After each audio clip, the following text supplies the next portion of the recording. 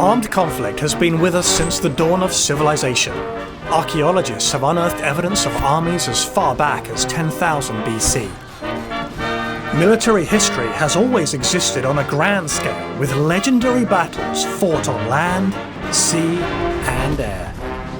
From ancient daggers to modern medals of honor, in expert hands, these relics reveal the stories of those who are no longer here to speak for themselves. Join us as we unlock the secrets of Militaria.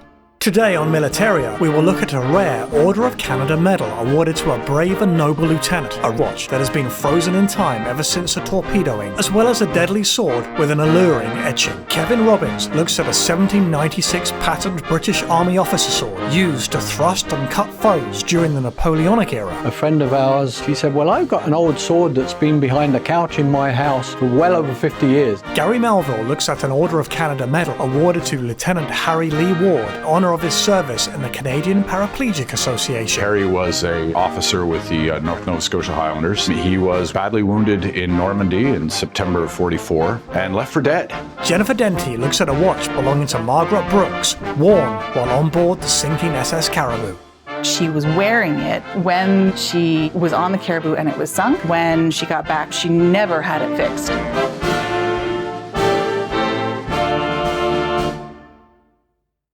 My name is Gabrielle Lafrance, and today I brought in Margaret Brooks's watch that she was wearing when the Caribou sank. I do have a huge interest in history. I always have, and I'm very, very fond of museums, and I was really interested in giving tours, and I really do hope to keep doing it in the future. I don't know if it's going to be my career, but I do hope to keep doing it for some time.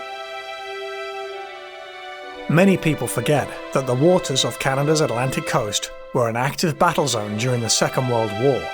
The Battle of the St. Lawrence was part of the larger Battle of the Atlantic, in which the Germans attacked the supply routes between North America and Britain. U-boats sank 23 ships in the waters of Quebec, the Maritimes, and Newfoundland. Hundreds of lives were lost. German subs made it as far up the St. Lawrence River as Rimouski and sent men ashore in Quebec and Labrador. The worst tragedy of the campaign was the sinking of the SS Caribou, a passenger ferry en route from Sydney, Nova Scotia to Port aux Basques, Newfoundland. 137 men, women and children would perish.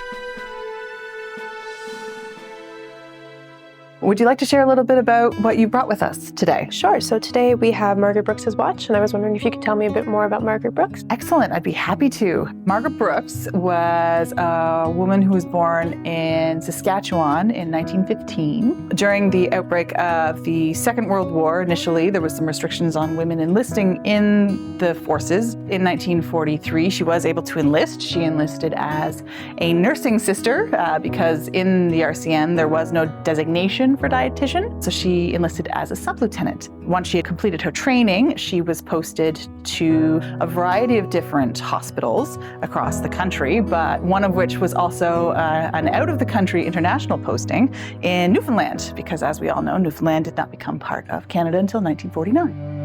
During a return from leave, so she was given a break so she could go home, visit her family. So she took the train back to Saskatchewan, and on her way back, she was wearing this watch with her. She met her friend Agnes Wilkie, who was also a nursing sister and a sub-lieutenant in Winnipeg. They enjoyed their last few days of leave, and so when they got to Sydney, they arranged their transportation, figured out where they were supposed to go, and they got on a bus, and eventually they got on their ferry. And right before bed, she figured, I should probably figure out how these life belts work.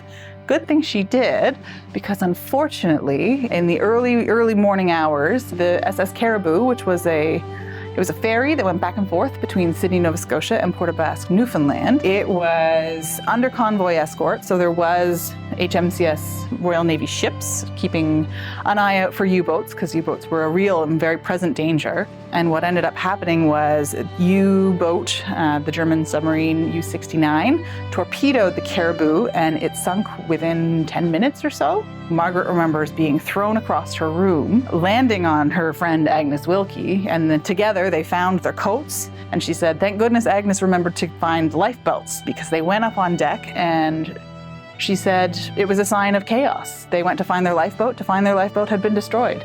And people didn't know what to do, and they didn't know enough to jump over the side of the boat because the ship was sinking. So in the end, they were sucked down in the water, because when the ship sinks, it kind of, all that force sucks everything down with it.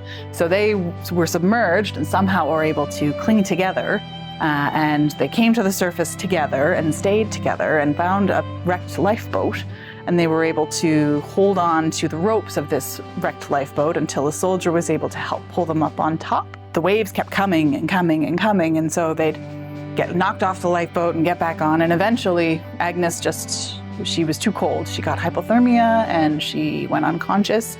So Margaret held on to Agnes as much as she could. So every time a wave would come, Agnes would kind of float away, and Margaret would hold on to her as best she possibly could, until eventually she just couldn't hold on anymore, because it was around the break of dawn, and about half an hour later, one of the original RCN escort, HMCS Grandmere, was returning, because as per protocol, they chased the U-boat to see if they could take out the threat before returning to pick up survivors. And so she was rescued. Unfortunately, Agnes Wilkie was not. What's particularly moving about this watch is that she was wearing it when she was on the Caribou and it was sunk, and when she got back to shore and had recovered, she never had it fixed. So it's actually frozen in time to the time it was set when it went in the water. And she always kind of left that as a testament to that experience. It's a piece of the history of that exact event. When ships are lost, so much is lost with it. So you have so very little of the material cultural history available to help sort of be the proof when you're telling the tale. So it's items like this that help us tell that story. And for us, it's also very important to tell the story of the experiences of women in the Royal Canadian Navy at that time. And so to have a piece that is specifically connected to the event, for which Margaret Brooks was actually made a member of the Order of the British Empire, and she was the first Canadian nursing sister to be made so. So to have a piece that's connected to such an important woman in the history of the RCN, but then also to be directly connected to the event for which she is most known. I mean, she had a great career after that. She stayed in the Navy for 20 years. She retired to become a PhD paleontologist at the University of Saskatchewan. She was a formidable woman. This was really such an important moment in time, and so much so was she beloved as a hero of the Navy that the Royal Canadian Navy's actually named its second Arctic Offshore Patrol vessel after her, which is a first in that it is the first vessel to be named for a woman, and it is the first vessel to be named after a living human being, because the defense minister called her on her 100th birthday to let her know that they were naming a ship after her. And I'm pretty sure her response was, they just don't go around naming ships after anybody. So, What are the museum's plans for the watch? well, the watch is one of our feature artifacts in our brand new exhibition on the history of women in the Canadian Navy, because it wasn't always the Royal Canadian Navy, featuring in the nursing sister section. And it will be on exhibit actively at the museum for the next few years. Coming up on Militaria. Harry was badly wounded in Normandy in September of '44 and left for dead.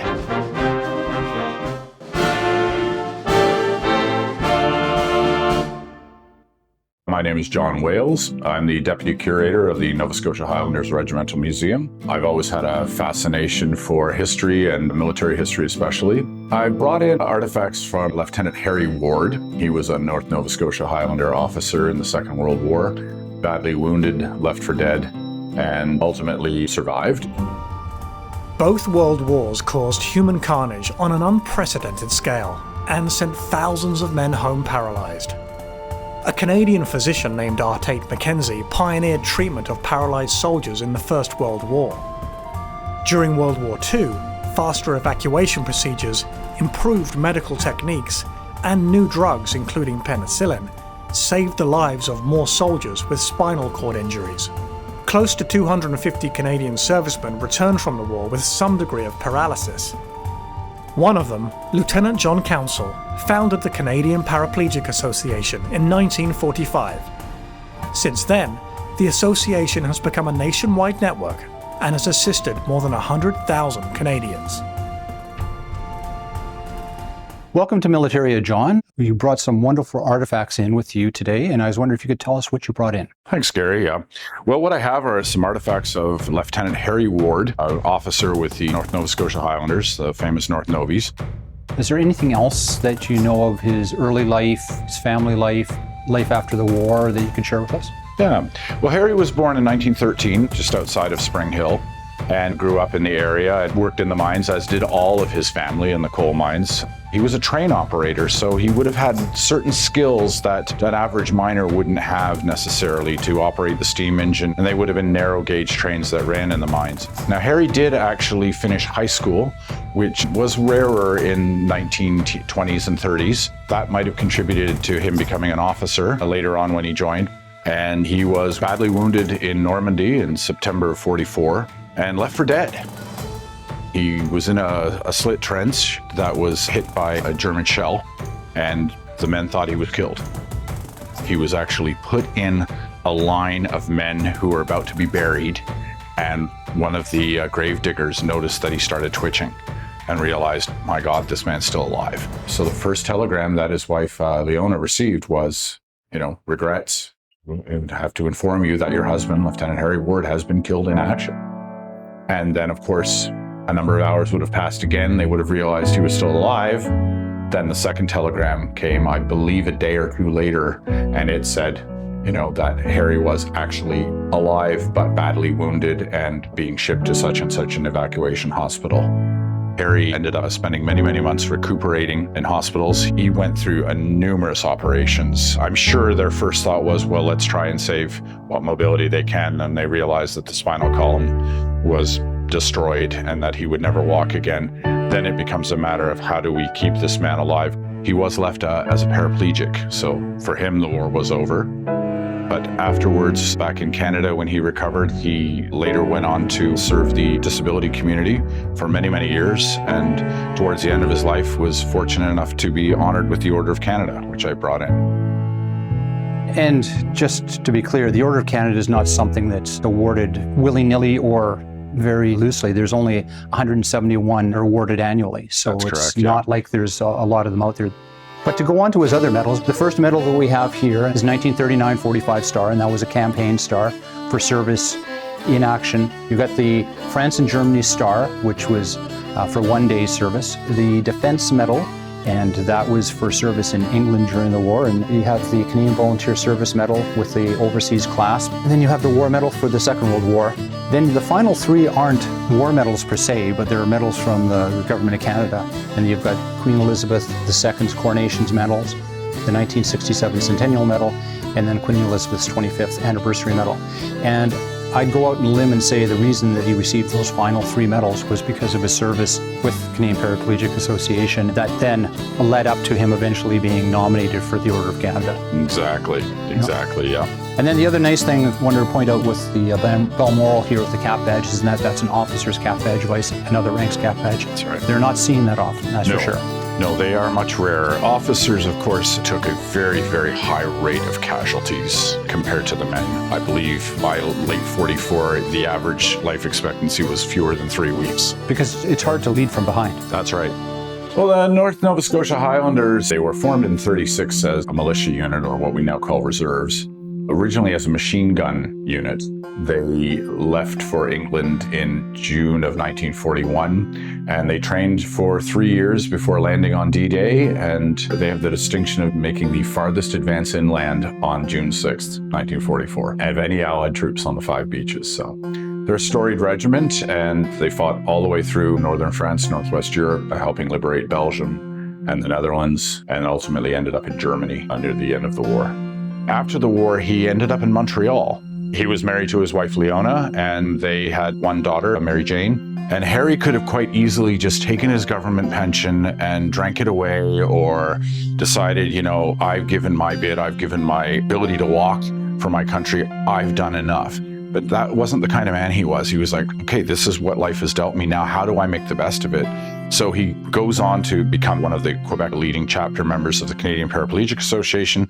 He founded a group called Unlimited Skills to help disabled veterans, giving them life skills so that they could participate in society again. you know, he could turn to another veteran and say, look, I've been through this. I know what you're going through. I've lost my use of my legs. I've been through all the surgeries. I know the pain is like. I know what the loss is like. There is a silver lining to this cloud. The sun will rise tomorrow. So, Yeah. really remarkable man. During the First World War, if you had received a spinal cord injury, 80% of them died within a year of receiving it. Whereas in the Second War, because of Harry's work and others' work, it was down to less than 10%. And obviously that service has been recognized by Canada in the awarding of those additional medals there in his Order of Canada. So John, this is a wonderful collection of artifacts that the Army Museum would really, really love to have on display. However, I'm sure that is not even on the table to talk about this becoming part of the Army Museum's collection. Sadly, no. The fact that Harry is a local boy from Spring Hill and a serving officer with the North Nova Scotia Highlanders who, you know, it's our number one mandate to represent. No, we could not part with this in any way. We just encourage people to come to Amherst and visit us and have a look at them for real. And they should. Thank you very much for coming down, doing the Militaria and bringing this wonderful group in. It's been a pleasure to share Harry Ward's story with everyone. Thank you. It's so important to not forget our history. It's not about glorifying war. It's about remembering the sacrifices that the men and women of this country have made. And we need to be educating every generation as to why it was important that these men and women did what they had to do. Coming up on Militaria. A friend of ours, she said, well, I've got an old sword that's been behind the couch in my house for well over 50 years.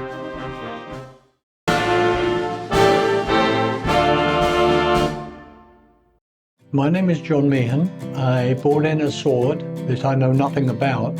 I got it from a friend of my wife's, and she tells me that it's been in her house well over 50 years. She's as curious as I am as to what it's all about and where it came from. Swashbuckling pirates dueling with rapiers, gallant knights clashing with broadswords, acrobatic ninjas defying gravity with katanas. Swords occupy a romantic place in popular culture. Prior to the advent of firearms, swords were the weapon of choice for militaries for millennia. The oldest known examples discovered in Turkey date back more than 5,000 years. Stone Age knives were short in length because stone is brittle.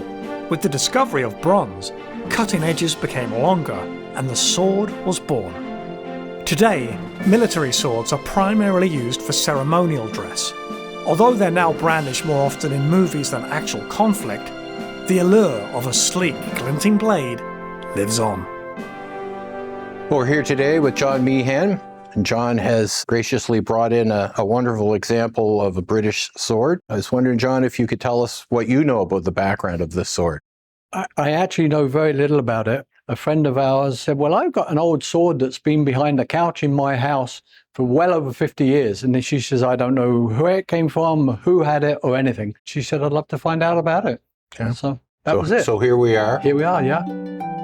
So this is a nice example of a 1796 pattern British Army officer sword. So these swords are issued from 96 till about 1822 to British officers. So it's like the height of the Napoleonic era, if you would. The blade style here is called a spadrone. So this type of sword can be used to thrust and cut. Okay. It has a single fuller that runs up the length of the blade, and it tapers at the point, almost like a spear tip point, they call that. We see the bluing and this wonderful etching or engraving that's again backfilled or infilled with a glaze. The bluing and the gilding that you see there, that's done as an application after the sword blade's made and before it's hafted. So when it was just a blade, it would have been engraved, and then it would have had the bluing would have been done on it in a chemical bath, and then you would have had that gold leaf finish go on top. This has what's known as a Adams or an urn-like pommel. This is a wooden sort of grip. You can see the indentations here. This would originally have been covered with metal wire. It's really interesting here too. These leaves that you see, these are called acranthus leaves. This is an ancient sort of symbolism going back to the time of the Greeks, where the acranthus leaf represents immortality, regeneration, etc. The guard on this is called a scallop style or a kidney-shaped guard. And it has one side that can move down like this, so when the sword is being carried in its leather scabbard, it doesn't bang against the owner. It hasn't seen like a whole lot of use, but the bluing is in not bad shape, especially for a sword that's been kept under a couch for, decades.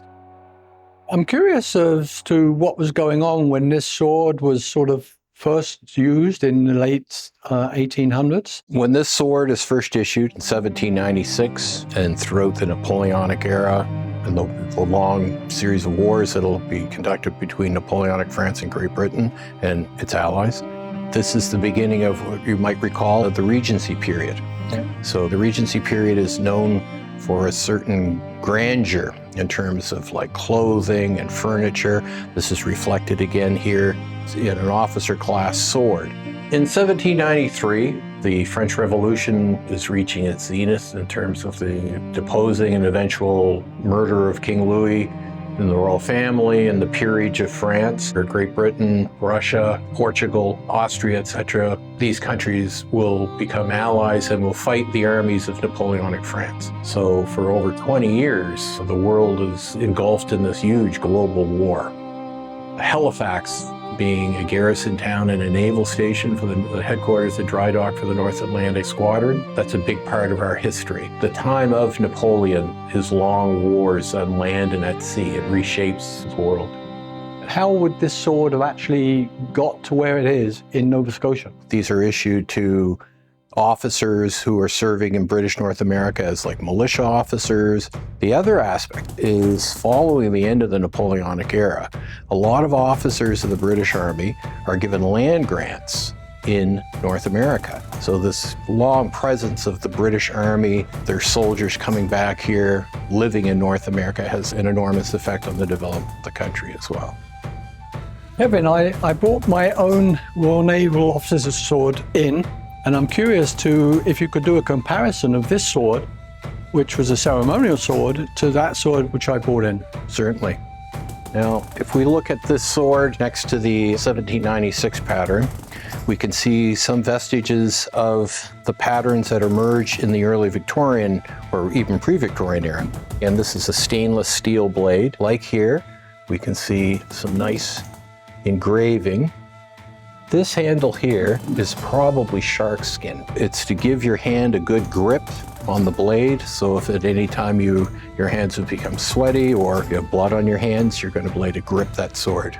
Right. We have here the symbol of the Royal Navy, and again, Royal Canadian naval officers today and right up until the First World War, everybody was expected to have a sword as part of your kit. But by the time you've received your sword, these things have become more ceremonial in nature.